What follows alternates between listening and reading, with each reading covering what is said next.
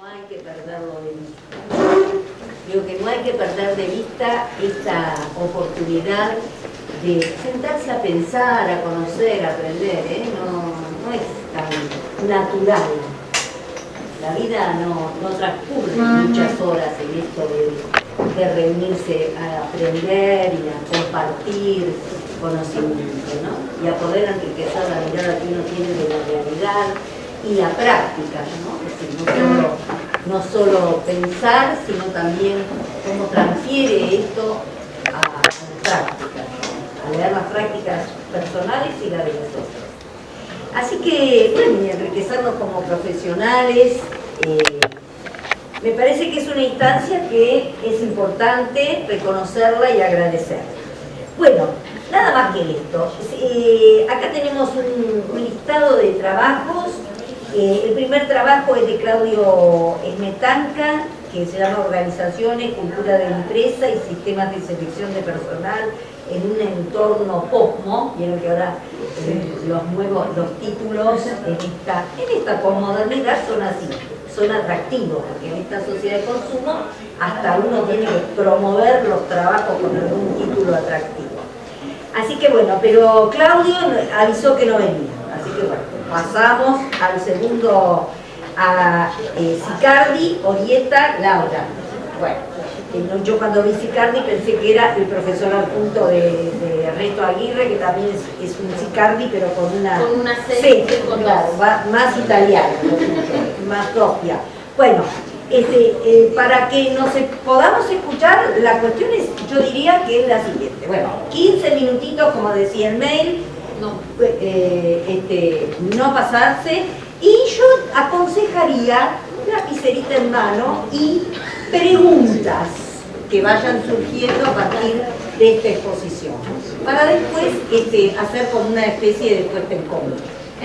O sea, escuchar y pensar, ¿no?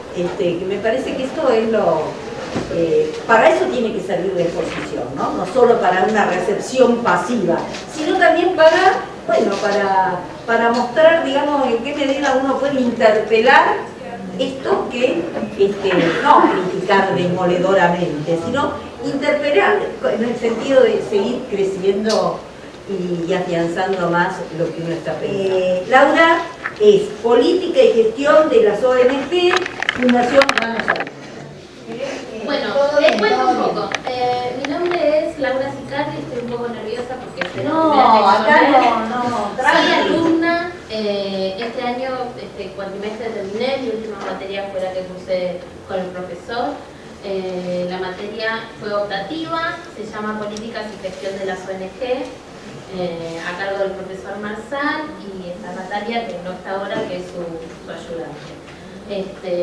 Como les dije, la materia es optativa y se cursa siempre en los segundos cuatrimestres. Un poco les quería contar primero el objetivo de la materia para que la puedan conocer. La idea es tener una visión amplia de lo que son las organizaciones sin fines de lucro, ¿sí? Como algunos sabrán, las organizaciones sin fines de lucro son antiguas, digamos, como la humanidad misma, como dice acá, vienen desde muchísimo tiempo, pero se fueron adaptando al cambio de los tiempos. Cambiaron los nombres y fueron teniendo un impacto distinto en la sociedad. Y también tuvieron un rol que fue variando también a lo largo de la historia. Y hay, digamos, como en los últimos 20 años, una explosión respecto a lo que son las organizaciones sin fines de lucro o el tercer sector o las ONG, ¿sí? Todos estos son, digamos, sinónimos que apuntan a lo mismo. Y cada organización sin fines de lucro también necesita tener herramientas específicas para su conducción y para su buen funcionamiento. Que no sea una empresa o que no sea una entidad pública no implica que no tengan que tener una organización para poder funcionar correctamente. El objetivo del curso es que los alumnos pudiéramos tener una visión un poco más global, que podamos entender cómo funcionan las organizaciones sin fines de lucro a nivel internacional, y también cómo funcionan en América Latina y en Argentina en específico. Les voy a contar un poco cuáles son los diferentes tipos, ¿sí?, que podemos encontrar de organizaciones en el tercer sector. Están las fundaciones, las asociaciones civiles, la simple asociación y las mutuales y las cooperativas. Mutuales y cooperativas tienen sus leyes propias de funcionamiento, pero también pertenecen al tercer sector. La simple asociación es la reunión, digamos, de varias personas, sin, digamos, tramitar la personería jurídica, y la asociación civil, propiamente dicha, funciona a través de una asamblea, y las fundaciones funcionan a través de una comisión directiva. Esa es, más o menos, la gran diferencia entre las fundaciones y las asociaciones civiles. Para poder bajar todo el conocimiento que nosotros adquirimos durante el curso, ¿sí?, durante la cursada, lo que hicimos fue hacer un trabajo de campo en una organización sin fines de lucro, que podía ser cualquiera de las que yo les nombré recién. Lo que queríamos hacer era verificar cuáles eran los conocimientos que habíamos adquirido durante la cursada. Desde aspectos legales, como si estaban bien inscritas, si tienen el estatuto como corresponde, si lo muestran, si no lo muestran al estatuto, cuáles son las condiciones en las que registran a sus empleados, ¿sí? Nos encontramos con una variedad muy amplia de contrataciones en el tercer sector. Hay muchas personas que trabajan de manera voluntaria, hay personas que donan una parte de su tiempo y que el otro sí es rentado, y algunas personas que son realmente rentados por la organización que los contrata.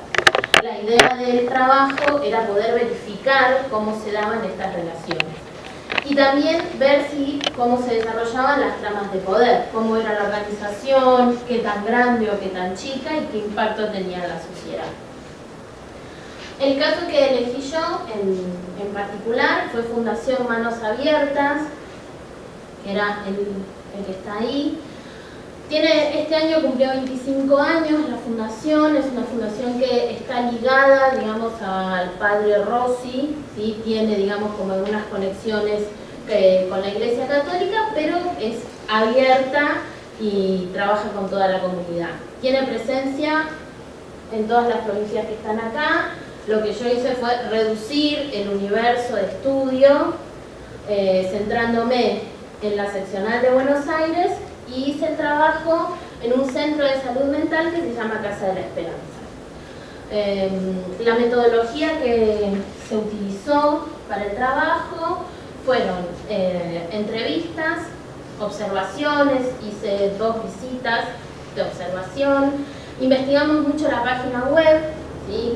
Vemos cuáles son los contactos, en qué redes sociales se movían, todo eso nos proveyó un montón de información, y en mi caso hice algunos intercambios telefónicos para redondear un poco más de información. Las entrevistas se hicieron a una persona que trabajaba de manera voluntaria, a un personal rentado que trabajaba como administrativo y al director de la obra. La realidad es que fueron todos muy amables cuando fui a hacer el trabajo. Les cuento un poco de la organización, chiquito. A donde fui yo dan soporte de salud mental, ¿sí? Tienen personal contratado voluntario, que trabajan, son psicólogos, psiquiatras, trabajadores sociales, y específicamente hablando de las contrataciones, la mayoría trabajan rentados, donan una parte de su tiempo, y hay 40 personas trabajando, 20 son voluntarios, 20 son rentados. De esos 20 que son rentados, la mayoría trabaja como monotributista. Digamos, y en varios de los otros trabajos que presentaron los chicos se da mucho esa relación laboral en el tercer sector, ¿sí? Que cuando la persona es rentada, la mayor parte de las contrataciones se hacen a través de contratos de monotributo, ¿no? Sin contrato de trabajo. Del trabajo, digamos, en el trabajo que hice yo, digamos, las conclusiones que se pudieron sacar en la organización en la que yo participé, había un alto grado de profesionalidad, de profesionalismo, está muy profesionalizado el área, tenían los sectores bien, las estructuras estaban perfectamente marcadas, cada uno cumplía su función, la página, no había inconsistencias, ¿no?, entre la información que yo obtuve, las observaciones que hice por mi cuenta y la información que también estaba en la página web. Era una página web muy armada, estaba todo muy estructurado. Y por último, digamos, como la parte que no fue positiva, fue el tema del hermetismo a la hora de pedir, digamos, toda la parte legal. Cuando yo pedí los estatutos y cuando pedí los balances, me los negaron. Me dijeron, bueno, no, mirá, no sé dónde está, acá no lo usamos, porque como la fundación es grande y yo fui primero a un centro, bueno, no, mirá, acá no están, bueno, logro contactarme, termino hablando con alguien de la comisión directiva y me explican que no, que esa información no me la pueden brindar, ¿sí? Entonces fueron realmente muy cordiales, se ve un montón de trabajo que, como digo, es consistente, pero deja como el interrogante respecto a por qué no querer mostrar un estatuto o un balance que, digamos, por ley lo tienen que mostrar. Así que esas fueron las conclusiones del trabajo. Eso llevó, por ejemplo, a que no se pueda evaluar cuál era el patrimonio que tenía la fundación. Por ejemplo, si me brindaron una rendición de cuentas en el que solamente la delegación de Buenos Aires mueve 18 millones de pesos por año.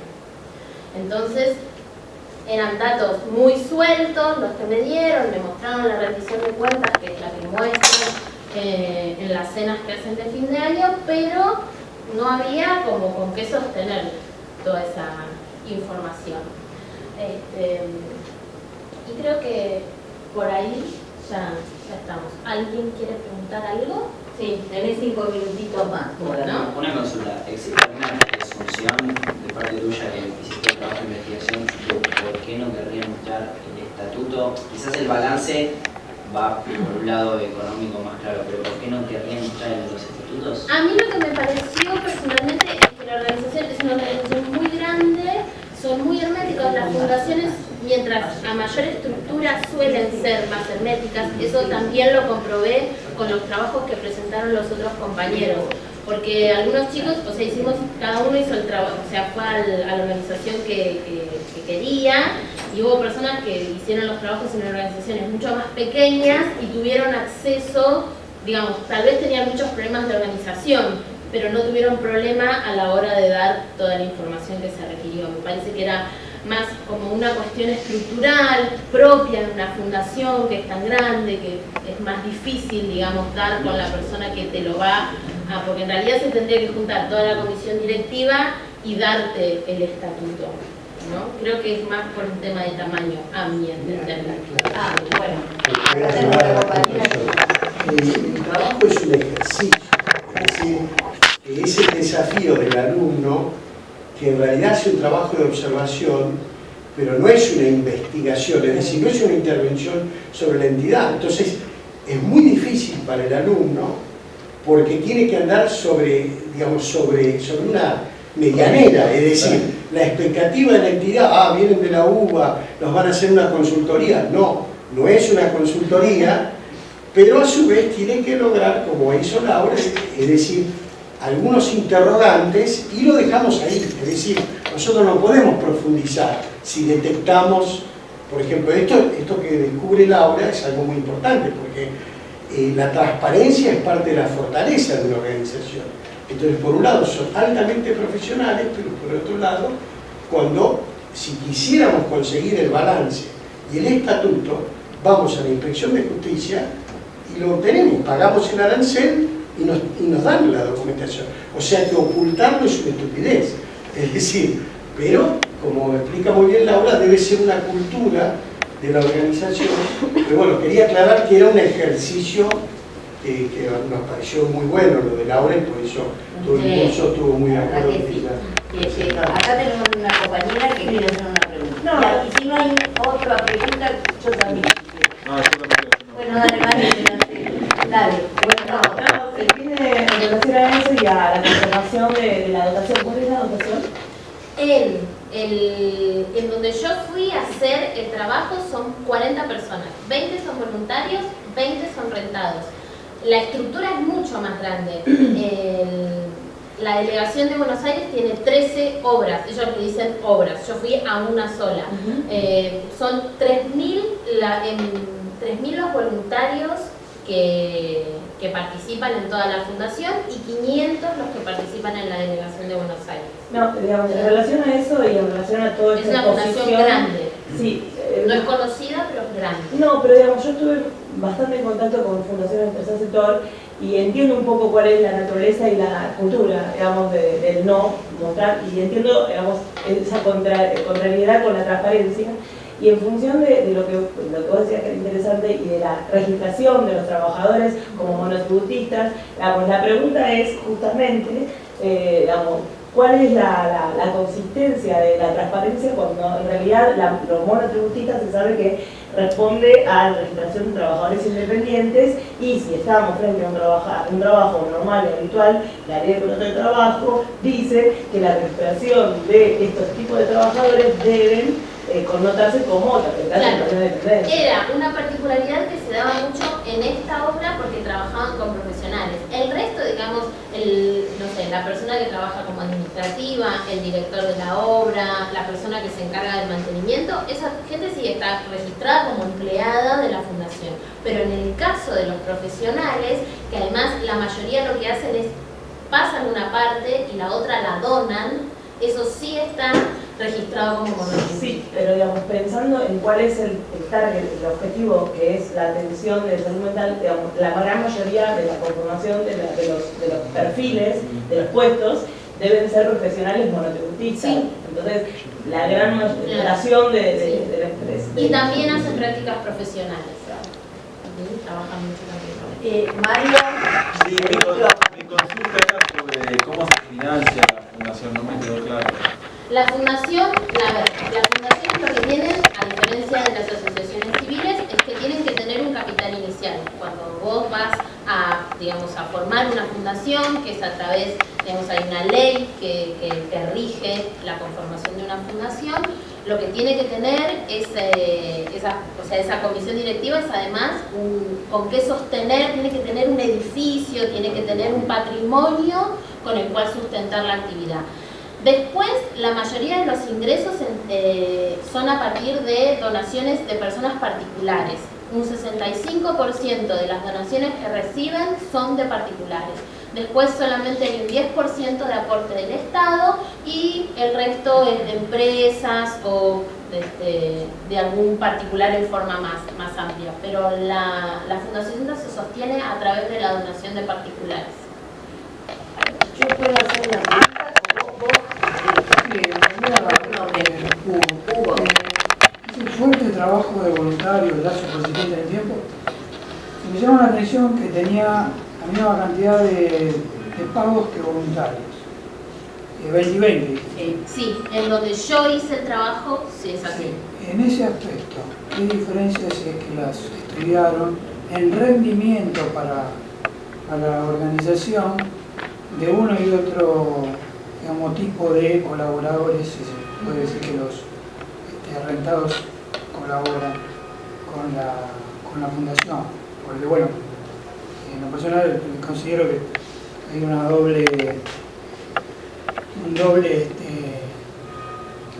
hay un beneficio y, o sea, como en todas las cosas en la vida, uno de la herramienta, que esto es una herramienta social muy importante, la puede usar para bien, para mal. El tema de económico, sabemos que hay muchas fundaciones en la parte, digamos, negativa lavan dinero, en la parte positiva le brindan un servicio a la comunidad mucho más organizado y eficiente que cualquier Estado.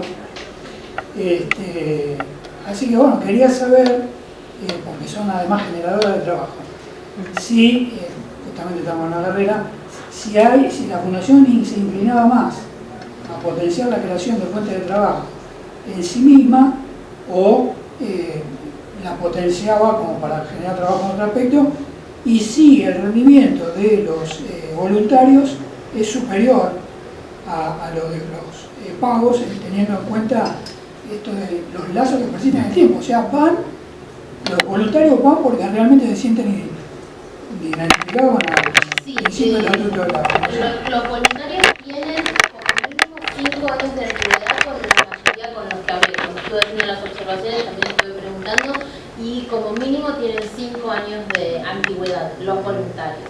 La particularidad que se da acá, que haya tanto personal, digamos, rentado, que esté tan equiparado, es porque ellos trabajan como con dos vertientes. Una es la de los profesionales y por eso los tienen que rentar, y después la otra ellos generan con las mismas personas que se atendieron en el centro de salud mental, luego las introducen a las personas que las ven más aptas y a las personas que quieren, digamos, después tener un trabajo como voluntario, se introducen a dar otro tipo de, o sea, lo que hacen es promoción de la salud mental. Y dan talleres, hacen actividades, y entonces ahí es donde se conforma el otro grupo de voluntarios, ¿sí?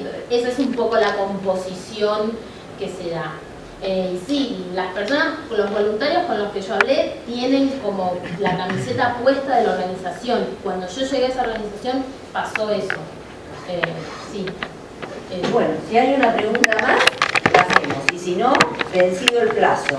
Yo voy a oficiar de Cronos. Cronos es una mitología, se comía a los chicos, ¿no? El tiempo, así que me toca un papel un poco triste, pero bueno, para que todos podamos tener, socializar la palabra y escucharnos todos. La Así única que, pregunta era la sí. tuya, la que quedaba. La tuya. No, la mía es que yo tengo muchísimas preguntas, porque la verdad que no conozco nada de esto, pero sí tengo un gran prejuicio. Sí soy sumamente prejuiciosa, puede ser a partir de la ignorancia, ¿no? Lo digo sinceramente porque no conozco. Yo soy muy prejuiciosa respecto de estas organizaciones, nunca dono un mango, bueno, nada, alguna vez, si me convencen de que son buenas, alguna vez voy a donar. Mira, yo nunca dono, jamás, y después de hacer el trabajo voy a tener que cruzar la materia para ver si me hago más buena y solidaria con la ONG. Yo, la verdad que creo no se sabe. Bueno, yo quiero pedir un aplauso para... De paso les cuento, porque ahora tengo doble pertenencia, ahora tengo que contar un poco del trabajo y al mismo tiempo hacer la presentación. No me voy a dar, como tengo la manija, no voy a dar más minutos de lo que corresponde. Bueno, la cuestión es así. Nosotros, utilizando la estrategia del Focus Group, hemos relevado las representaciones que tienen nuestros estudiantes de Relaciones del Trabajo sobre sindicatos, sindicalistas y sindicalismo. Partiendo de la hipótesis de que la formación que da la carrera, nosotros, bueno, venimos pensando hace mucho tiempo que nuestro plan de estudio lo deberíamos ayornar porque ya tiene un montón de años, es del año 85, y bueno, una de las inquietudes es qué pasa con la formación de los temas sindicales en esta carrera, ¿no? Entonces nosotros, la verdad que teníamos la hipótesis, y con esa hipótesis armamos este diseño de investigación que se consustanció con 4 focus group, o grupos de, para no ser tan colonialistas, grupos de discusión, partiendo de la hipótesis de que cuán fuerte es la formación que dan los medios masivos de comunicación respecto del sindicalismo. Nuestros estudiantes piensan igual a los medios, replican los medios. ¿Qué plus de lectura le da la formación de nuestro plan de estudio de licenciado en Relaciones del Trabajo respecto de lo que es la mirada hacia el sindicalismo? Esto es lo que estuvimos relevando. Para eso hemos tomado 4 grupos de discusión. 3 de ellos con estudiantes y un cuarto con padres y amigos. Y bueno, aquí están los muchachos para contárselo. Cuando somos graduados, este proyecto empezó allá por el 2014 cuando nos convocó Viviana y a partir de 2015, 2016 y 2017 lo fuimos trabajando, así que es un proyecto que llevó varios años. Y acá era un poco de lo que estaba hablando Viviana, queríamos ver cuál era la representación que tenían los estudiantes, cómo nos estaban formando con respecto a la figura o visualización que teníamos sobre sindicatos, sindicalistas y sindicalismo. El marco teórico que utilizamos, lo voy a explicar un poco más. Bueno, para, digamos, abordar, ¿no? los focus group o los grupos de discusión, para seguir en línea con lo que dice Diana, el marco teórico que utilizamos fue la teoría de las representaciones por un lado, sociales, y análisis de discurso y los fantasmas semióticos concentrados. Bueno, iba brevemente a explicar, bueno, la teoría de las representaciones sociales. Pensamos esto de, por ahí lo más importante, el funcionamiento, ¿sí? Nosotros de los medios de comunicación y de propagación, ¿no? Para establecer, para formar ideas, ideologías, ¿no? Y ponerlas en movimiento y cómo a partir de eso después las representaciones como que cobran vida propia, ¿no? Tienden a formarse en un colectivo social y digamos a las personas incorporarlas, y buscábamos justamente eso en los focus group, ¿no? Ir a estas representaciones que tienen, en este caso, ¿cómo se dice? Claro, que los medios de comunicación en realidad, digamos, cuando generan información, uno entra a Google News o a algún diario que le guste, ve determinadas noticias, pero esas noticias no son casuales, digamos. Los dueños de esos medios de comunicación eligen qué mostrarnos, eligen cuáles son los titulares, y en base a esas noticias que leemos, los titulares muchas veces, cuando hacemos zapping por los diarios, en realidad nos están mostrando lo que ellos nos quieren mostrar y nos llevan las noticias que de cierta manera legitiman el poder de los dueños de los medios de comunicación, que coinciden quién es el titular de los medios de comunicación con quiénes son los actores que concentran el poder. Tiene que ver también con esto que naturalizamos, ¿no? De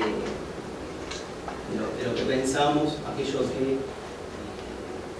damos como cierto y no preguntamos, no inquirimos y no vamos más allá para justamente preguntarnos si eso es así, lo que nos están diciendo los medios. Y también esto tiene que ver, ¿no? Viene de la mano de con la representación social. No, porque me hicieron caso. Yo le di, bueno, la consigna eran 10 minas y acá los muchachos hicieron 40. Pero no vamos a pasar los 40. No, porque nos dormimos todos, ¿no? Viene de la mano también del análisis de discurso, porque decíamos de cómo se conforman, por un lado, se instalan ciertas ideologías, normalmente hablando de los medios de comunicación, ¿no? Y cómo se instala un sentido de ver el mundo. Bien. Y sí, directamente después podemos pasar, porque no nos vamos a quedar en el marco. Hasta ahora, repasando entonces, teníamos el análisis de los discursos de los medios de comunicación, cuáles son los discursos, cuáles son los temas que proponen, y después cómo de cierta manera se manipulan las noticias que se presentan a la sociedad, y de ahí se construyen representaciones sociales. Nosotros tomamos esa teoría para ver con respecto a sindicalismos y sindicalistas cuáles eran esas representaciones que se generaban. Un trabajo previo que hicimos, que fue un trabajo previo pero que no lo incluimos, fue analizamos por ejemplo titulares de diario de los 5 diarios principales, nos pasamos analizando las noticias más relevantes que incluían estos tópicos, para tratar de detectar determinados patrones. Y, por ejemplo, lo que descubrimos haciendo ese análisis es que siempre se confundía lo que era los sindicalistas, las personas, con las instituciones, con el sindicalismo. Entonces, ese tipo de confusiones adrede de confundir lo que es un sindicalista Hugo Moyano con todo el sindicalismo, o lo que representa o debería representar el sindicato, es lo primero que nos llamó la atención cuando hicimos el análisis. Después, parte también de nuestro marco teórico son los fantasmas semióticos concentrados, que Martín lo va a hacer. Está muy bueno. Esa es una inclusión mía que mucho no la consulté porque me enamoré de Está muy bueno. Noé Gistrick. Estuve buscando y encontré, pero para profundizar un poco más, pero está muy bueno porque después, por ahí más en lo que es el análisis, ahí se ve bien, para utilizarlo justamente con focus group. Bueno, pero explíquenlo porque si no el fantasma volando no se entiende.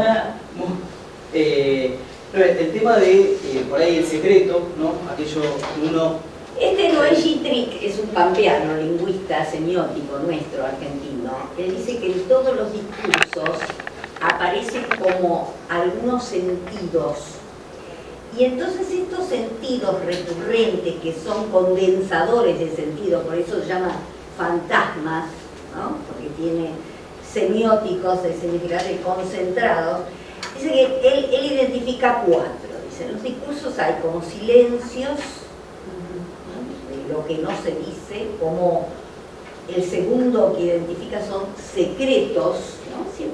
Siempre se habla, pero siempre queda algo que no emerge. Claro. Otra de las cuestiones es la exclusión. Uno habla y ya no hay secreto, hay exclusiones. Algo que no tiene pertenencia, que no lo ponemos como pertinente. Y el último es lo que se conversa, que a veces se conversa también sin decir, se conversa, se comunica, y son los que uno sabe que son los sentidos de la comunicación. Uno comunica para seducir, para imponer, para converger, para oponerse, ¿no? Entonces, nos pareció que estos conceptos, ¿no? Estos, como él los llama, fantasmas semióticos concentrados, ¿no? Era como una herramienta útil a la hora de analizar estos discursos, estos 4 discursos que aparecieron en estos 4 focus groups. Cuando leía lo del silencio, medianamente creo que se habla de la música, ¿no? El silencio es tan importante como el sonido, es decir, sin el silencio es imposible que haya música. Es el ritmo. Es eso, se trata de eso, la conversación hay un silencio, y eso es tan importante como lo que se está conversando en ese momento, ¿no? Lo que se está hablando, pero también lo que se deja de lado. Bueno, y vamos a ver, cuenten un poquito. Vamos a la metodología rápida, un repaso y llevamos a los resultados. Bueno, Focus Group, dijimos originalmente, este es un método que se utiliza para el mercadeo, consiste en juntar a un grupo de personas que a propósito se reúnen en un salón para discutir determinados temas.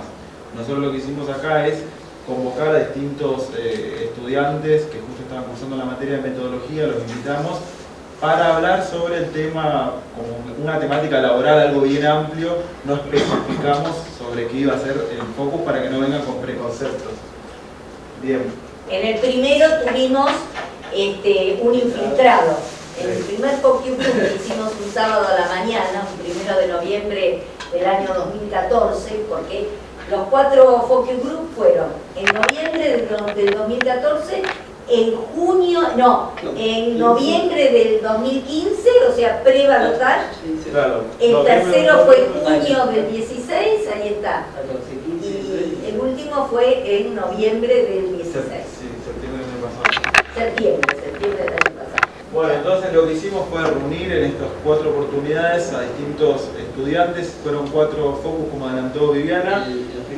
Los primeros 3 con estudiantes de Relaciones de Trabajo que se encontraban promediando o finalizando la carrera. Y el cuarto, como un grupo de control, si se quiere, eran amigos y familiares de estos estudiantes que no eran estudiantes de Relaciones del Trabajo, el cuarto focus group, para contrastar o comparar cuáles eran estas representaciones que tenían sobre sindicalismo y sindicalista. Lo que hicimos fue, una vez que pusimos a hablar sobre el tema, y un disparador que utilizamos fueron estas imágenes, ¿no? Que son bastante provocadoras, si se quiera, y que variaban de los dos extremos, como algo más negativo de un sindicalista llevándose dinero y todos los afiliados tienen dinero en los bolsillos, o como un sindicato fuerte, algo que convocaba. Y bueno, pusimos esta, pero también usamos otras más como disparadores para que la gente, a ver qué le surgía de ver estas imágenes. Tirarle de la lengua. Claro, para tirar la lengua. Bueno, esto es un poco de cómo se conformaron los focus, hombres y mujeres casi 50 y 50, todo gente que iba desde los 22 años hasta los 53, y en el último focus, que había invitados que no eran estudiantes de Relaciones del Trabajo, era más heterogéneo, pues teníamos el padre y la madre de un estudiante de 49-45 años, un amigo de 24 años y después otro amigo que era psicólogo. Entonces, Tienen 5 chicos, ¿eh? Sí. Se les terminó el tiempo. Perdón, ya vamos adelantando. Bueno, el análisis de datos, ¿querés empezar? Sí, yo diría directamente, si tenemos 5. Vamos a la conclusión. Vamos a la conclusión. Era menos y menos, chicos. Sí, perdón, nos excedimos un poco.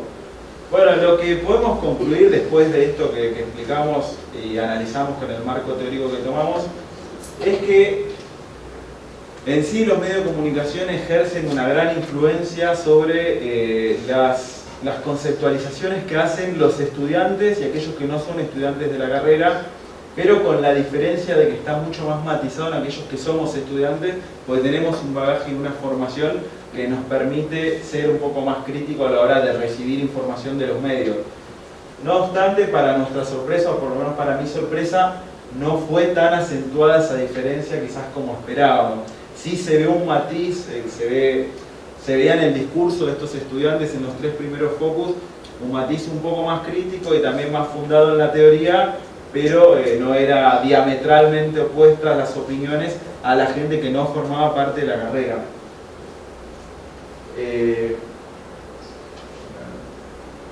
Bueno, sí, no, yo por ahí quería mostrar algunas definiciones, ¿no? Digamos, esto lo que tiene que ver con los que no estudiantes de las relaciones, ¿no? Algunas citas que sacamos. Algunas citas que algunas son polémicas, algunas. Tenemos estudiantes, por ejemplo, ¿no? También una de las cuestiones que se preguntaron era qué es lo que más necesita, qué necesitaría más la carrera, ¿no? Se le preguntaron a los estudiantes y bueno, se hizo un punteo, ¿no? Se necesitaría más economía, más metodología, todas las cosas, no hay materias optativas, ¿no? También fue una de las preguntas. Se indagó sobre qué era lo que necesitaban más. Claro, aprovechamos el focus para también testear, ya que estábamos hablando de esta temática, cuáles eran las carencias de la carrera, digamos, formativa, lo que veían los participantes, que necesitábamos para aumentar nuestras competencias laborales o analíticas para abordar el mundo del trabajo. Y esto lo hicimos, ¿por qué? Porque después la idea quizás es tomar estos datos para presentar una propuesta para una eventual reforma del plan de estudio. Sí. Y bueno, como por un lado esto por un matiz, ¿no? Pero también una de, digamos, creo que está de las conclusiones es lo que decías vos, Mario, la tendencia a generalizar y a simplificar y a confundir todo y reducirlo a sindicalismo, a todo Moyano, digamos. Creo que una de las partes que yo preguntaba, yo en varios, la mayoría, fui el coordinador. Y una pregunta que a mí me gustaba hacer era, si les tuvieran que decir un sindicalista, ¿a quién les venía a la mente? Y era Moyano, el denominador común de cada uno, y siempre pensaban en eso, y eso era... Sí. Claro, sí, te pedimos 2 minutos. 2 minutos porque ahora los vamos a invitar, que vino la decana electa, que nos va a dirigir unas palabras. Bueno, nos salvó el cono a ustedes. Vamos.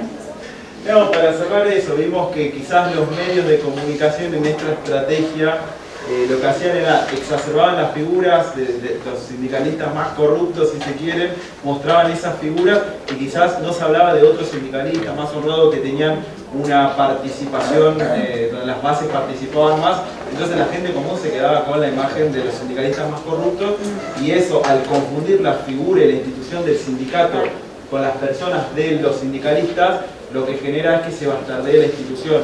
Lo que más, tuvimos una madre lo que propuso de los no estudiantes es directamente el aniquilamiento de la institución. Claro, eliminar el sindicalismo, y habría que cerrarlo todo, que no sirve para nada. Bueno, nada, chicos, ¿alguna pregunta? Y si no, vamos a estar. Dale, Laura. ¿Cuál era la hipótesis inicial sobre la que habían trabajado y cuál había sido, digamos, o sea, sobre qué, o sea, cuando ustedes empezaron a hacer esto, sobre qué expectativa tenían? En realidad, nosotros teníamos la expectativa de que la carrera, en realidad queríamos, nosotros sabemos que la impronta que ejercen los medios es muy fuerte y que es muy difícil que los contenidos pedagógicos, en realidad, sobre todo con estas semánticas tan ideológicas, que los contenidos pedagógicos sean lo suficientemente fuertes como para interpelar este discurso mediático, ¿no? Porque depende mucho de las cátedras también. Digamos, de acuerdo a la cátedra que iba cursando un estudiante, obtenías perfiles de graduados totalmente distintos. Quizás algunas cátedras sí te brindaban una formación, una visión de lo que es el sindicalismo y el sindicato más puntual, pero otras iban más al lado de recursos humanos y administración de personal. Claro, de hecho, lo que vimos, la Palomino, ¿no? Claro, la cátedra Palomino surgió como una de las que más formaban en esta temática sindical. Pero bueno, digamos, lo que yo, cuando puse historia del movimiento obrero soy graduada, a mí me pasaba que era una cuestión más bien histórica, digamos, el contenido.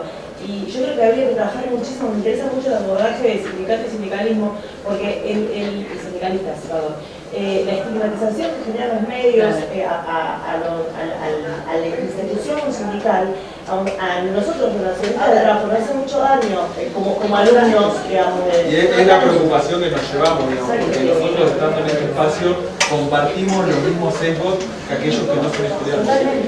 Bueno, sí.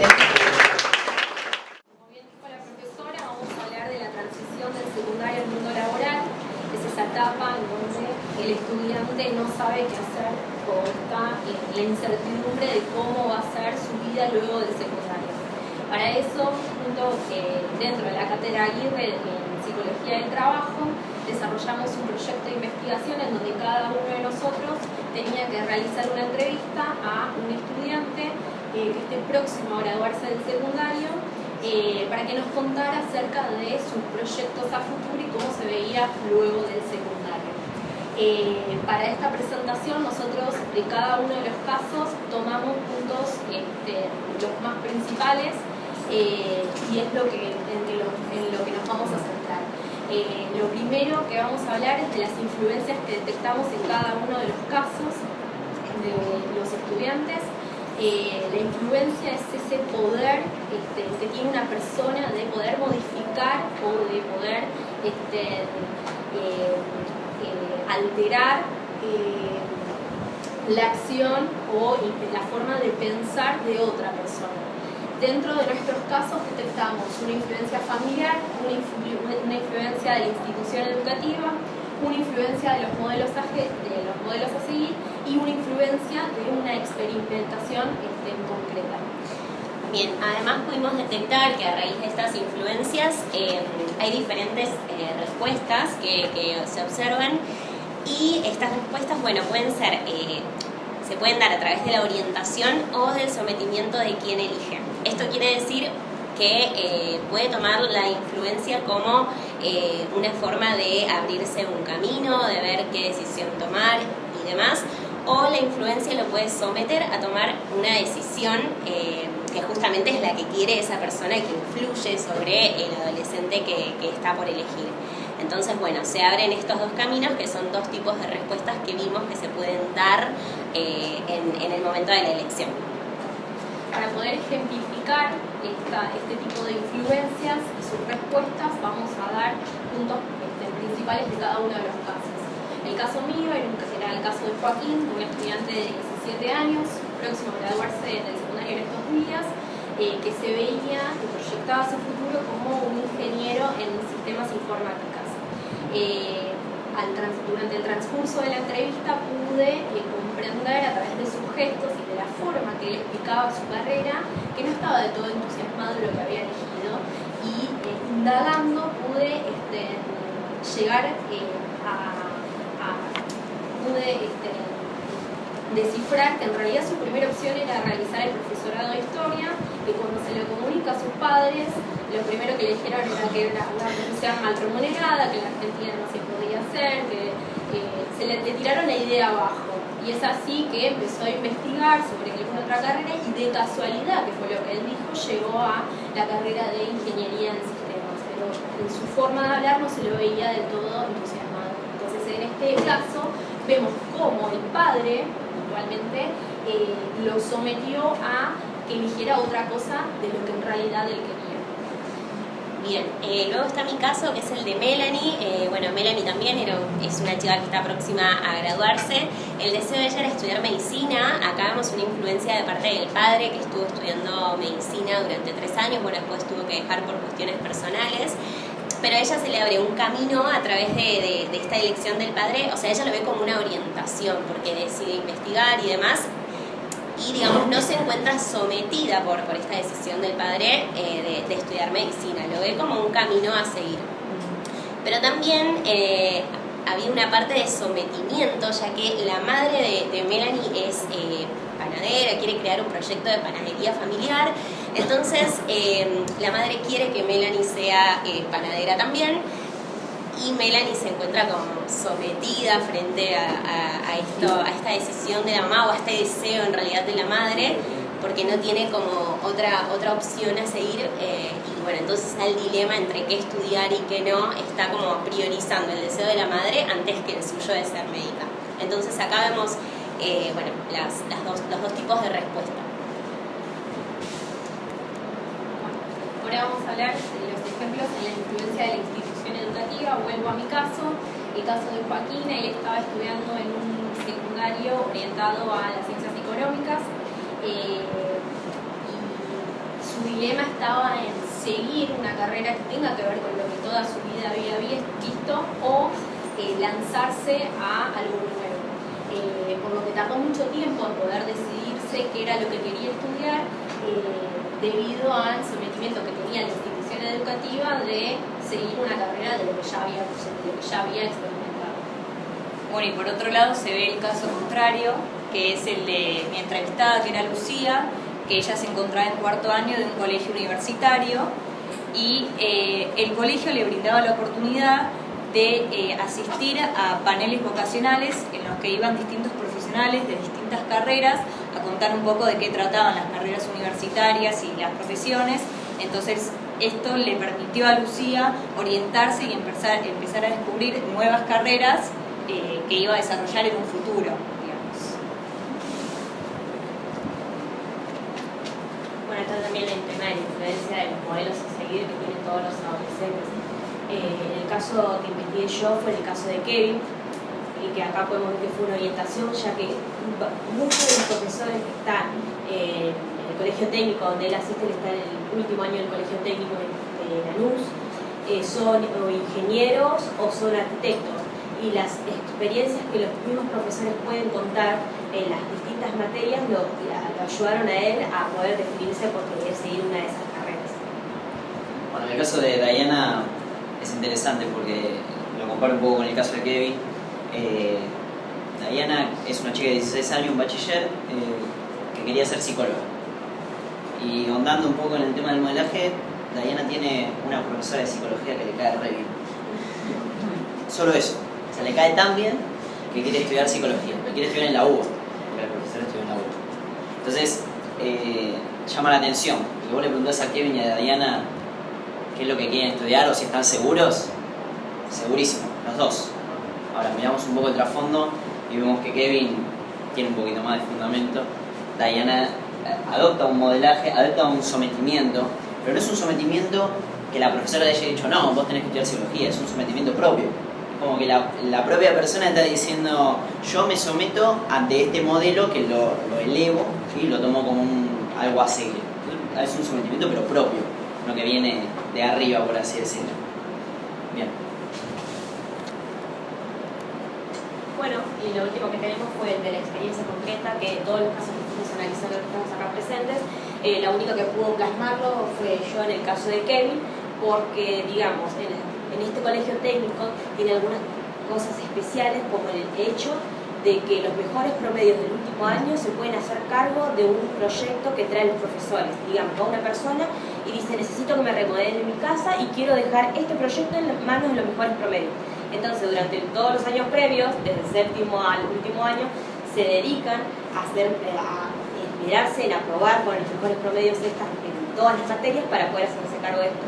También lo que pasó con este chico fue que tiene 3 o 4 hermanos mayores, todos fueron a la misma técnica y él desde muy pequeño pudo ver cómo los hermanos traían los planos, la madre compraba esos cuadros especiales para que ellos puedan hacer las mediciones y él desde muy chico se empapó de todo eso, por lo cual él pudo tener una experiencia concreta con lo que él ya decidió estudiar.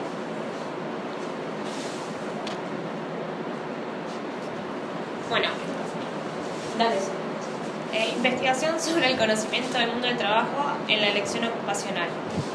Como conoceremos o como hemos vivido experiencias propias o de conocidos, los jóvenes muchas veces poseen limitaciones subjetivas a muchas de sus decisiones o elecciones. Estas se pueden frenar cuando la educación brinda herramientas y oportunidades mediante experiencias y actividades que permitan conocernos y a nosotros mismos. Algunas de estas experiencias y actividades pueden ser juegos, deportes, coordinación de actividades sociales, organización de actividades científicas, matemáticas, un montón de cuestiones que nos ayudarán a futuros a elegir una buena elección de la carrera y así un mejor conocimiento del campo laboral y hacer que estas decisiones a futuras no sean tan frustrantes y sean más efectivas. Lo que estos encuentros son desarrollados en el marco de este proyecto que fue desarrollado por profesores y nosotros y un montón de alumnos más, tiene un poco este objetivo, brindar a que los estudiantes, más que nada que están en nivel secundario, puedan explorar las posibilidades que los rodean tanto en el ámbito educacional, educativo, como en el ámbito laboral.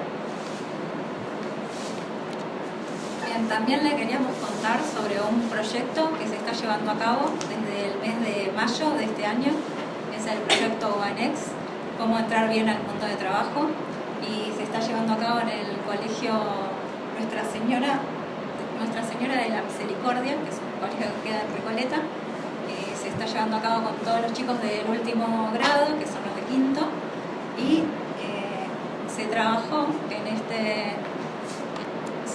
Se llama Nuestra Señora de la Misericordia. Está bien. Y bueno, la idea este proyecto se desarrolló mediante estos dos temas complementarios que son muy importantes, y se trabajó sobre 5 reuniones que trataron estos dos temas. En primer lugar, la elección ocupacional a mediano plazo.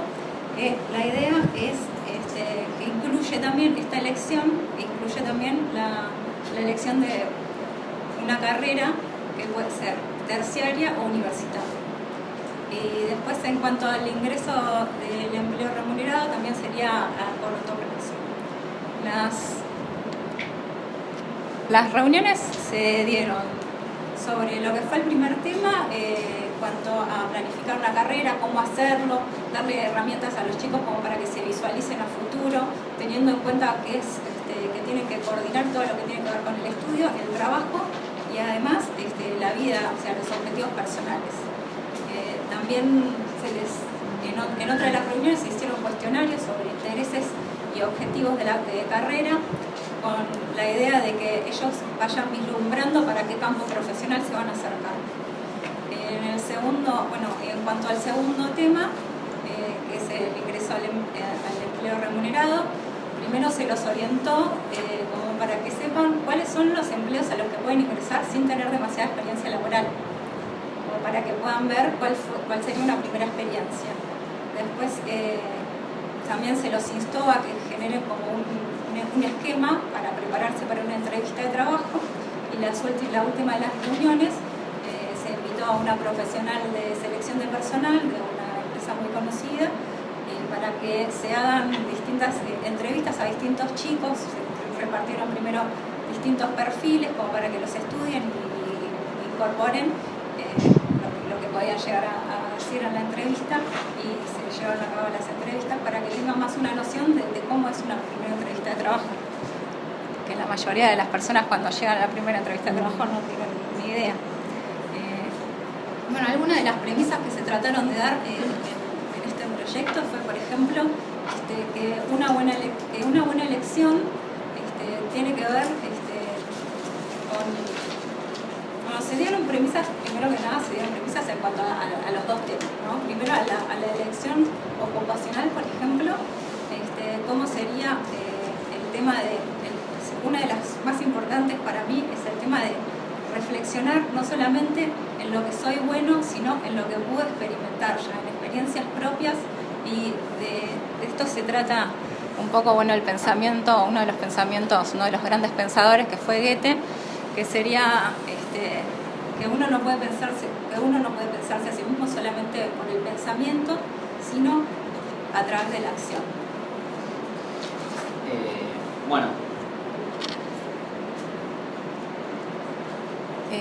Sí, me falta... para ayudar a evaluar este proyecto, porque tenemos que tener índices si sirve, si no sirve, ¿verdad? Se entrevistaron en un inicio a 8 chicos, y en la finalización se pudieron entrevistar solamente a 6, y la pregunta que les hacíamos eran muy abiertas, era la misma entrevista que le hacían los otros chicos a sus entrevistados, y la idea era saber cuáles eran los proyectos y expectativas que tenían a mediano plazo después del secundario. Y ahí podemos exponer los dos casos que tuvimos nosotras, que fueron nosotras dos fuimos al colegio que hicimos las entrevistas. Está el caso de Josefina. A mí me tocó entrevistar a Josefina, fue previamente entrevistada. Tienen 3 minutitos para que administren. Listo. Josefina fue entrevistada en mayo y en noviembre. Se puede ver cómo, no sé si llega a leer, que desde mayo y pasando por la transición hasta noviembre, cambió o pudo terminar de decidirse entre la variedad de opciones o entre algún pensamiento que tenía a principio de año y terminó cambiando a casi final de año. Se decidió por una materia, consideraba trabajar al terminar la secundaria y ahora no lo ve como algo fundamental y le va a dar prioridad al estudio, pero siempre en las dos entrevistas se estableció que la influencia era por parte de sus primos, que también son ingenieros, a lo que se va a dedicar ella.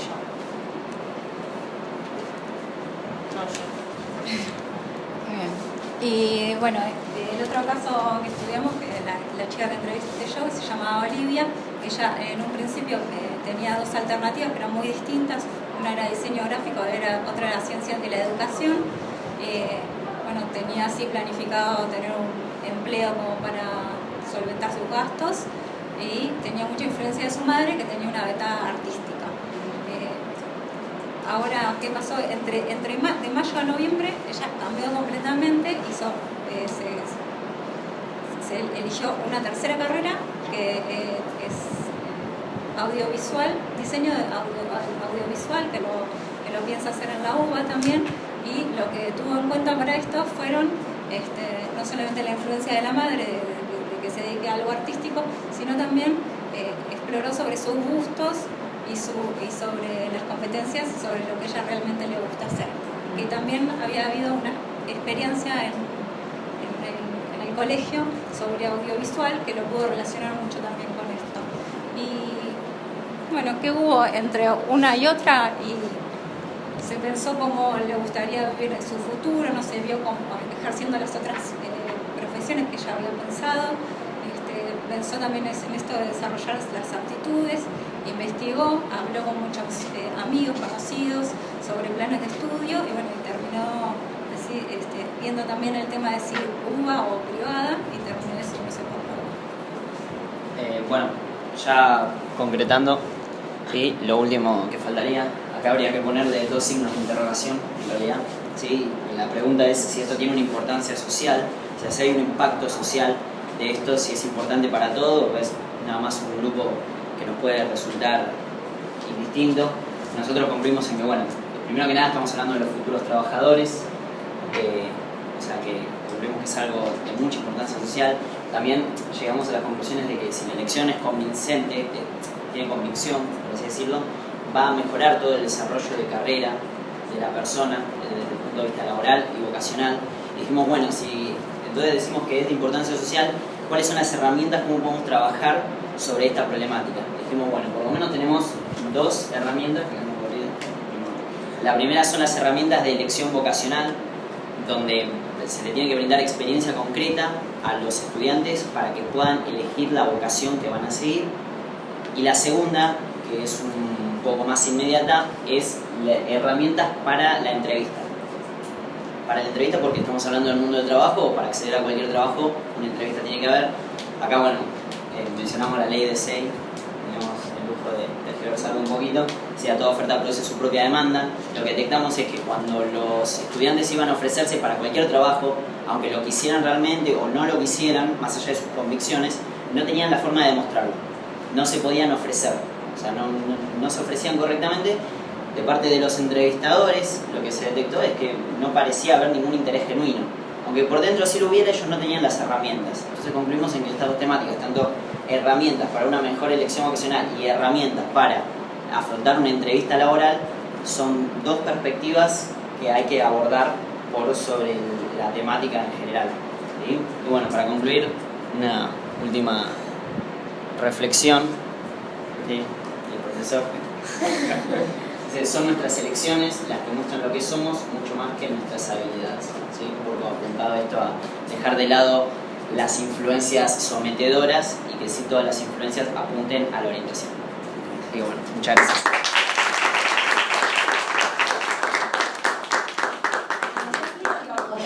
Tiempos, muy bien la exposición por los tiempos. 2 minutos se pasaron. Bueno, si les parece, sí, hagamos un poquito las preguntas. Sí, vamos a dedicar 5 minutitos a preguntas, y después pasamos al último trabajo. Bueno, primero que nada felicitarlos porque me parece muy relevante la temática. Creo que en relación al trabajo tenemos mucho para aportar en este tema de orientación vocacional para los jóvenes. La pregunta que quería hacer era si notaron, no sé si estaba en el foro de la investigación, alguna diferencia entre aquellos estudiantes de escuelas públicas y privadas respecto a la situación a la que llegaban cuando se tenían que incorporar al mercado de trabajo. ¿Hubo alguna diferencia? No sé si lo analizaron. Había algunas instituciones particulares, algunas instituciones educativas que tenían políticas, por ejemplo, como la que mencionaba ella del caso de Kevin, donde se les daba proyectos concretos, pero la variante principal no era si eran públicas o privadas, en realidad era un tema de la institución lo adoptaba, pero porque la institución lo elegía. O sea que la problemática ahí en realidad sería que eso era una elección de la institución y no una norma general para todos. Quizás variaba más si era bachiller o una escuela técnica o de ese estilo. No sé si tanto si era público o privado. Sí. A mí me fascina el tema de los jóvenes. Fui docente en el curso de introducción al trabajo del Ministerio de Trabajo para el plan Progresar y para que digamos, jóvenes por más el mejor trabajo, población vulnerable de 18 a 24 años, y digamos, el target es este, digamos, son los chicos que, digamos, tienen que, digamos, tener una formación profesional, digamos, que les permita, digamos, acceder a un mercado laboral. Digamos, nosotros, digamos, salen al mercado de trabajo y la verdad que esa parte etaria es la más vulnerable junto con los más de 45 y sufren la desocupación o la ocupación precaria, ¿no? Entonces los perfiles, los chicos también se frustran mucho porque a lo último, digamos, quieren conocer y se topan con esta idealización de, digamos, bueno, ¿qué quiero ser? ¿No? O sea, que es la pregunta que nos hacemos hasta que nos morimos. ¿Quién soy? ¿Qué quiero ser? Lo que da sentido, o sea, se toman con eso y lo tienen que resolver en pocos meses, como decía la compañera, de mayo a noviembre. Y, digamos, me parece que es fundamental que se incorpore una materia, y no sé, esa es la pregunta. Si ustedes vieron, si en la currícula de las secundarias donde ustedes asistieron, había alguna materia que se relacione con la orientación vocacional y que tengan en su contenido más allá de lo aptitudinal, lo actitudinal, porque a la hora de la entrevista lo que juega es lo actitudinal, digamos, que ellos, los chicos se agarren al compromiso, a la responsabilidad de hacerse cargo de las elecciones y eso. En realidad no vimos que haya, por así decirlo, una orientación vocacional. A ver, algunas instituciones tenían una orientación vocacional, pero iban a lo que decíamos nosotros, es algo muy teórico. Le dan, bueno, esto se trata de tal cosa y estas carreras tienen más de esta materia, entonces no les permitía en realidad vivenciar la verdadera experiencia del trabajo. Era algo más deficiente, por así decirlo, esa orientación vocacional. En el caso de mi entrevistada, ella tenía la opción a partir de cuarto año en el mismo colegio de un taller vocacional que a partir de, o sea, hay un departamento exclusivo en el colegio que se dedica a la orientación vocacional y después está en el alumno en asistir o no. Claro, en el caso que fui yo, que fui con ella al colegio de Recoleta, le daban una pasantía específicamente, pero a un estudio jurídico. O sea, no le daban la posibilidad de elegir. Directamente la mandaban al estudio jurídico y dijo que sí, que por ahí por experiencia le podía llegar a servir, pero que no era lo que ella quería llegar a desarrollar. No, y por lo general en las escuelas lo que dan son test que te dicen, bueno, vos te podés orientar más a tal rama, pero no nada que sea con experiencias concretas y demás. Digamos, sí hay, qué sé yo, materias o cositas, alguna materia que tiene alguna parte de orientación vocacional, pero es a través de un test que, bueno, no siempre... Igual, perdón, lo de la experiencia concreta a mí me hace un poquito de ruido, porque, digamos, el tema de la experiencia concreta vos tenés que ver quiénes ofertan en las empresas para eso. Sí. A veces las empresas no están en condiciones... No, experiencia concreta no es una pasantía. Okay. Es una vivencia de haber hecho determinado trabajo. Sí. Que puede ser en el colegio, puede ser en la vida social, puede ser en la familia, puede ser en cualquier lado. Bueno, aclaro una cosa, perdón. Lo que hace falta no es una materia, se da una materia de emprendedurismo, una materia de computación, una materia de costura. Eso no hace que los estudiantes emprendan, programen ni cosan. Los estudiantes van a hacer lo que se les dé la gana y posiblemente lo hagan en contra de los deseos de adultos. Es decir, lo importante es que la educación dé posibilidad a elegir, no que imparta una determinada dirección. Eso es lo que quedó claro, creo, de lo que exponen los chicos sobre la diferencia entre la orientación que te mueve y te deja seguir adelante y la orientación que te estanca en determinada cosa.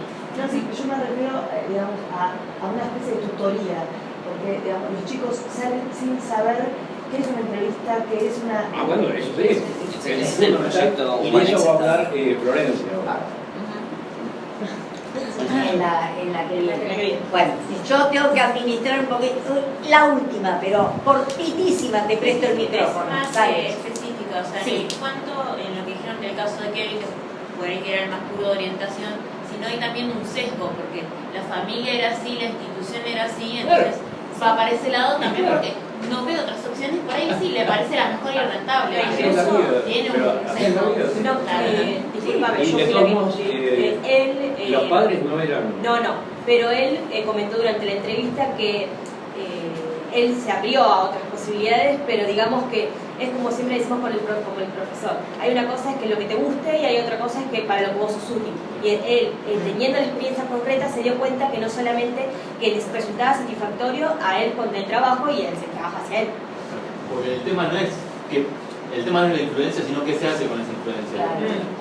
Que en ese proceso de elección, digamos, ¿qué haces? Digamos? Si vos explorás tu propia experiencia o adquirís, o tomás como la chica esta que estudia psicología, quizás quiere estudiar psicología porque le dijeron que estudia psicología, o se lo... porque se enamoró de la profesora y se identificó no hay totalmente. más información que esa, digamos. Elijo psicología porque mi profesora me cayó bien y elijo psicología. Exactamente. No es lo mismo que hacer todo un proceso de elección a partir de influencias, estudio, exploración, y eso es lo que se relaciona con la experiencia concreta, digamos.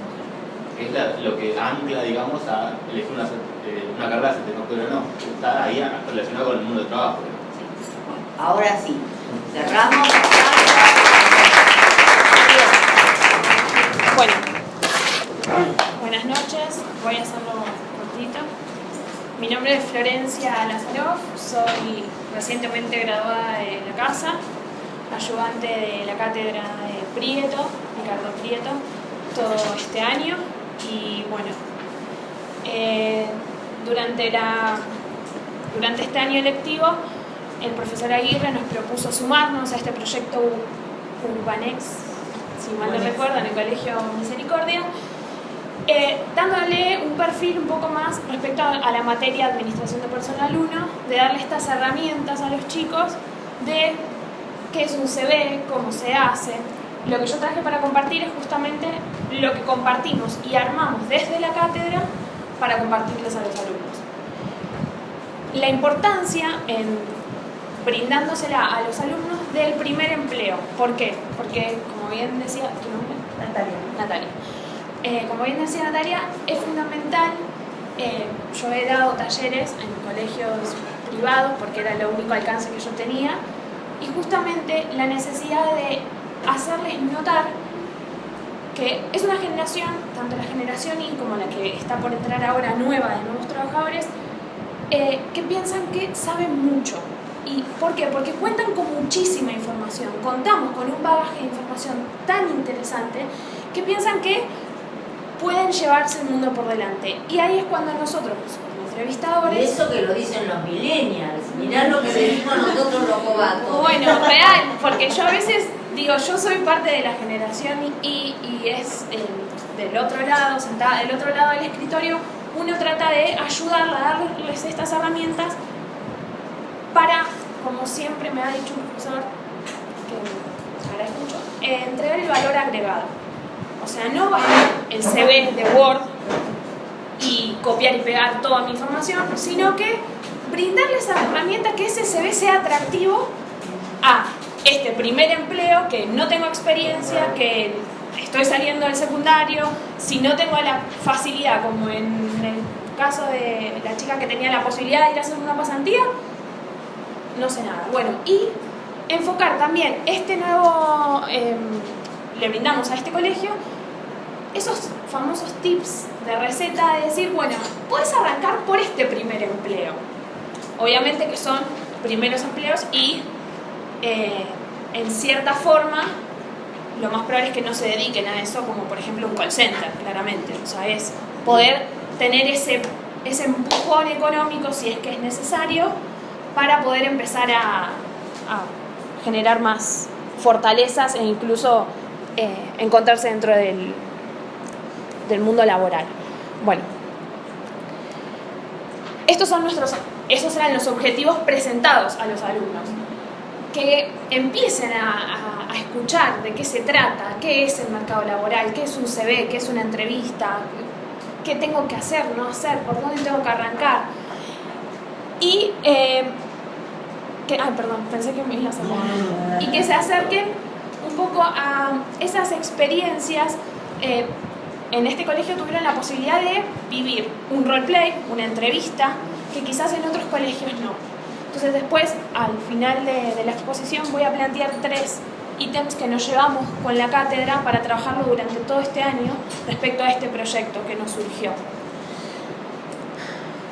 Bueno, en función a la información, lo que le planteábamos es dónde buscar la información. Y es muy importante por parte nuestra, como entrevistadores y como dentro del mercado laboral ya en la parte de recursos humanos o relaciones del trabajo, es necesario entender que hay un bagaje de información muy grande y que es necesario mostrarles a los chicos cuál es la importancia de cada información, que no es ir a tirarse de como cual loco sin cabeza, sino que bueno, o sea, a ver, si yo me quiero dedicar a esto, bueno, tratar de enfocarme, arrancaré siendo la secretaria, la asistente de, no sé, me ha pasado chicas de diseño gráfico, me han dicho, ¿dónde consigo un primer empleo para insertarme en un diseño gráfico? Y bueno, buscar en una agencia de publicidad como secretaria, como asistente, darle esa chispita para no terminar siempre en ese primer empleo, como por ejemplo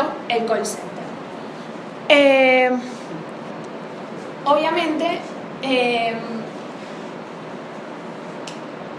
utilizo todo mi entorno y ahí también es una línea muy finita donde tienen que caminar. Utilizo a mis padres con toda su bagaje de información, pero no trato que no me influyan en mi decisión, que es muy importante lo que decían mis compañeros anteriormente.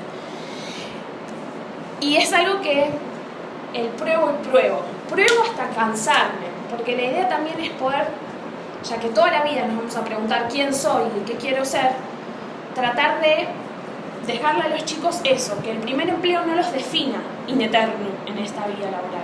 Igualmente hoy tienen esa polivalencia de tareas y que quiero hacer todo. Es la famosa propaganda, creo que es de Garbarino. ¿Qué estás haciendo? No, nada, estoy comprando, estoy escuchando música. Ah, bueno, no estás haciendo nada y estás haciendo todo. Bueno, tratar de incluso nosotros ayornarnos con esta nueva generación que viene, que no hace nada, pero hace todo. Bien. Bueno, en este sentido, para hacerlo rápido y dinámico, estoy muy nerviosa, perdón, no sé si se nota. Yo te voy a dar agua, espera. Aspecto. Mirar y tomar agua. Esto se arregla así, mira. Muy bien. Porque bueno, fue como de golpe y porrazo fue. No, y la otra vez vine tu compañero, claro. No tenía ningún elemento contrafóbico. Ahí va. No importa. Todo se aprende. Muchas gracias. Encontrarnos en un mundo laboral planteándoselos desde aspectos formales que va a tener ese mercado laboral y los aspectos informales, ¿sí? A grandes rasgos y un gran punteo para no... Todos hoy trabajamos y estamos dentro del mercado laboral y sería absurdo volver a recalcarlo, pero bueno. Ellos necesitan entender que hay una inflexibilidad horaria real, o sea, hay empresas y yo a veces se los digo a los chicos y es como, es necesario que sean puntuales. O sea, si te dicen que trabajas de 9 a 18, es que tenés que trabajar de 9 a 18. Hay empresas que sí tienen flexibilidad horaria, sí, los hay. Pero la mayoría hay una inflexibilidad. Entonces, es mostrarles que se van a topar con ese tipo de... El timbre del recreo, o sea, el timbre de ingreso al colegio es exactamente lo mismo. Bueno, tratar de hacerlos entender de que van a toparse con esa situación. Bueno,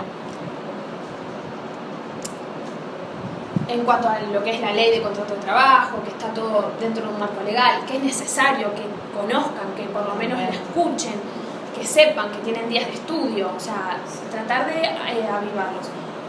Y esto es muy importante, es posible que no puedan usar el smartphone, o sea, el teléfono, o sea, real, quizás si estás en un laboratorio, lo más probable es que no te dejen usar el... Entonces, bueno, tratar de explicarles que si vos querés ser bioquímico, vas a tener que resignar un tiempo el teléfono, por lo menos 9 horas de tu día de trabajo. Entonces, bueno, tratar de acompañarlos con ese tipo de...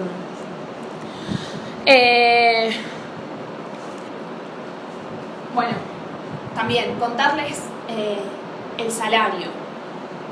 Quiero ser asistente y ganar 40.000 pesos. Muy lejos de la realidad. O sea, porque es real, a veces se topan con ese tipo de... Quiero tener una vida Entonces, bueno, la realidad es tratar de acompañarlos en este proceso de transición, como bien decían las chicas, de esta orientación vocacional. Tengo que estudiar. Hay chicos que tienen la posibilidad de estudiar y no trabajar. Hay chicos que no. Entonces, esa posibilidad que no cuentan, la necesidad de poder decirles, bueno, tampoco, como yo les digo, tampoco flashees que vas a cobrar millonadas, porque no es la verdad, es tu primer empleo. De ahí nos vamos armando. Es el piso. Yo empecé como call center, o sea, 1 año y medio, dije, termino el CBC y después arranco. Bueno, más o menos, no me fue tan mal. Y acá, lo que marcamos muy importante es tener el secundario completo y la formalidad de eso.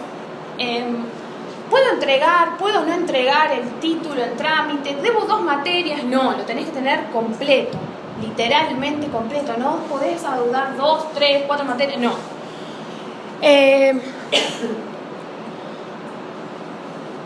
Bueno, y darles estas herramientas, decir, bueno, si vos querés, por ejemplo, había chicos que querían hacer sistemas, estudié inglés. O sea, hoy el idioma principal es, yo trabajo en una empresa de tecnología y hablo en inglés. O sea, mi idioma no es en español. Y a veces se me traba y me dicen, Flor, habla bien, habla en castellano. Porque a veces ya se te incorporan tanto, es necesario el idioma. Al igual que, por ejemplo, portugués. Y hay un mito que corre, que viene en chino, así. Entonces uno dice, upa, y ahí me tengo que sentar. Bueno, a ellos también empezará que empiecen a oler eso. Y la necesidad de participar en este tipo de experiencias, de voluntariados. McDonald's en el sentido de la necesidad de que empiecen a sentir el nivel de presión. Un Big Mac en 2 minutos. Tenés que entregarlo, pibe, no hay chance. Si no, no podés, es real. Entonces, bueno, ellos no están acostumbrados a sus tiempos, sino al tiempo de el de arriba que va a estar mirándome. Bueno, y acá, en grandes rasgos, porque ya me deben quedar entre 4 y 5 minutos, aspectos informales. No todas las organizaciones son Google, no todos lados voy a tener un metegol, voy a tener una cafetera, voy a tener un lugar de dispersión. Entonces, aclararles que en el mercado de trabajo hay una cantidad de empresas diversas que es necesario que empiecen a entenderlas y a verlas como posibles empleadoras, pero que no son malas. O sea, si te van a permitir dar ese salto, uno tiene que saber aprovechar los momentos y las situaciones. Y bueno, claramente el tema de los tratos, las posturas, el diálogo, el vocabulario, eso también lo reforzamos muchísimo. Después, me llaman, vuelvo a leer la diapositiva, es posible que no se encuentren posibilidades de realización de encontrarse con un mundo feliz. Realmente, a veces uno sale con tanto ímpetu del secundario, acabo de volver de Bariloche y de golpe tengo que ir a laburar, es intenso. Bueno, aspectos informales creo que todos un poco entendemos de a qué me refiero, ¿no? Con esto de cosas que no están tangibles, sino que están entre líneas, en ese doble sentido, en ese fantasma. Exacto, el fantasma simbiótico, ahí está. Exacto. Y bueno, la importancia del CV, obviamente, nosotros como licenciados en Relaciones del Trabajo, yo, por ejemplo, en mi vida personal y en cada chico que yo, de 18 años, por favor, el CV es muy importante, es tu carta de presentación, es tu documento, es tu Instagram para chaparte una chica el sábado, es tu CV para que te contraten en un laburo. Es muy importante. Y así es tratar de darles esos lineamientos, tratamos de hacerles llegar el mail, el famoso mail, la famosa foto de que no es la misma que se usa en Instagram. Bueno, todos esos lineamientos que a veces los chicos dicen, ay, sí, y después te los traen y vos decís, ¿te diste cuenta que no era así? Entonces, bueno, tratar de empezar a... bueno, esto claramente todos sabemos cómo armar un CV, no voy a ponerme a explicar cuáles son. ¿Y dónde buscar trabajo? Y acá sí, me tomo el atrevimiento de detenerme y explicar que a ellos se les facilitan un montón de herramientas tecnológicas. Hoy podemos buscar trabajo desde el celular mientras viajamos, pero es importante el perfil de trabajo que nosotros vamos a apuntar. Si por ejemplo los chicos quieren buscar un perfil, no sé, más bien orientado a empresas multinacionales, donde tienen que buscar trabajo y donde deben cargar su CV, es el LinkedIn. LinkedIn hoy es una red social que, por ejemplo, mi empresa, que es IBM, linkea todas sus búsquedas a través de esa red social. O sea, yo entré por esa página, no entré por una entrevista laboral normal. Entonces eso fue como rarísimo para mí, porque uno acostumbrado a portales de búsqueda como Zona Jobs, antes en su momento eran los diarios, hoy son los portales. Bueno, hay otras herramientas que no estaríamos viendo y que, digamos, conviven con esas tradicionales como Zona Jobs, Boomerang, estos portales de trabajo. Y también lo que empieza a cobrar mucha importancia son las bolsas de trabajo de las universidades, de los colegios, es decir, estos vínculos que se empieza a generar con las empresas, empezó, no sé si tiene que ver mucho con la época en la que vivimos, pero empezó a tener mucho más énfasis. Y bueno, a grandes rasgos, así ya después cierro con esto, perdón. ¿Dónde buscarlo? ¿Qué tipo de trabajos usar para el primer empleo? Ese escalón que necesitan para independizarse, bueno, ¿dónde puede ser? En comercio, obviamente, algún puesto como vendedores, incluso a veces en comercio. Hoy muchas empresas los ayudan a hacer pasantías administrativas de la parte de finanzas. Y es importante tenerlo en cuenta, porque son organizaciones que quizás uno piensa que, no sé, Cosiuco, como una marca tan grande, no les da o sea, solamente van a ir a vender. No, tienen la posibilidad de trabajar ahí en la fábrica, en la misma organización. Bueno, en la industria y bueno, el famoso call center y las pasantías. El call center, bueno, lo que tiene de bueno, entre comillas, es la flexibilidad horaria. Esos famosos 6 horas que uno trabaja y que te permite convivir con ese estudio que quizás el chico necesita hacer. Y nosotros, en función de este proyecto que llevamos, nos remitimos a 3 preguntas. O sea, nosotros lo hicimos en un colegio de Recoleta, privado, que les brindamos, incluso yo también, el taller se lo brindé a mi colegio, al colegio de secundaria. Ahí está. Y lo que nos llevamos con Ricardo fue la limitación para la gente o para los chicos que vienen que son hijos de desocupados, ¿no?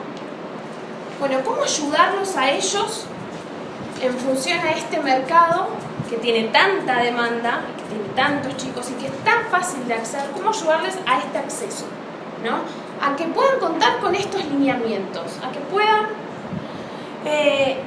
la calidad de selección, y ahí venimos nosotros, y la inducción que nosotros vamos a hacer. Que es importante para un chico que tiene un primer empleo, que sea real y que muestre la necesidad clara. O sea, que no dejemos ningún sesgo, sino que vayamos a lo concreto y que podamos brindarle más información quizás de lo que uno a veces con el automático hace la inducción, esto se trata de esto, pero bueno, o incluso en la selección. Poder explicarles un poquito más, si podemos dejarle algo, también hacerlo. Bueno, y ese es un trabajo que se propone la cátedra. Efectivamente. Exactamente. Bueno, muchas gracias. ¿Hay alguna pregunta? ¿Ahora o callan para siempre? Yo bueno, a mí dale. me encanta Este, no sé, pero no, te felicito. Muchas muy gracias. bien, muy clara. Sí. No se notó que No. estabas nerviosa, muy bien, muy energética la exposición, muy bien. Muchas gracias. Perdón, ¿lo van a Mario. pedir a la comunidad, digamos, cuál es la proyección práctica? Porque entiendo que tiene un alcance importante, va a requerir de profesionales, de voluntarios de la carrera quizás para llevarlo a cabo. Mira, la realidad, te soy sincera, es algo que se habló en la cátedra, digamos, de manera muy chiquita, incluso para esta jornada, que venimos trabajando, en la jornada anterior también lo trabajé, pero quedaría incluso hasta irrespetuoso de mi parte hablar por el titular. No sabría cómo decirte cómo lo vamos a encarar. Yo te hablo desde mi... No, quizás plantearlo sería bueno. Sí, totalmente. Sí.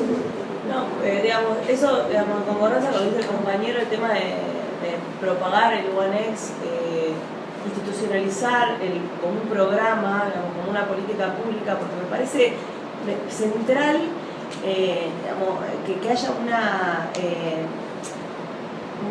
un camino, una integración entre lo que es secundario y lo que es un primer empleo. Creo que ahí la Universidad de Buenos Aires, y particularmente nuestra carrera, digamos, creo que tiene esa responsabilidad social de devolver a la sociedad. Creo que debería haber como un voluntariado o algo que realmente se haga masivo, porque se necesita muchísimo estos estudios. Acompañar esa transición entre... Esas tutorías que se proponen por parte del alumnado y de personas preparadas para eso.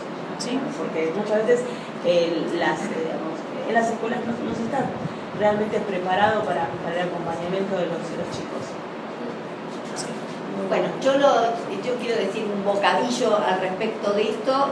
Creo que la UBA en este momento está haciendo muy buenos pasos respecto de lo que se llama las tareas de extensión, que en realidad ahora se llaman prácticas sociales educativas, que tienen que ver con la UBA saliendo a la comunidad, pero no solo en un sentido benefactor, sino también en un sentido de apropiarse y de aprender los propios estudiantes, porque es una forma de enseñar que tiene más vida, digamos, ¿no? O sea, que es doble el beneficio a la sociedad, que es la que financia la universidad, y a la propia universidad para solidificar todos los contenidos pedagógicos. Bueno, yo... Sí. Para quinto año, ¿no? Para el último está pensado. Sí, no sé, para el último año. El último de secundario. Bueno, si no hay más preguntas, cerramos acá con un fuerte aplauso y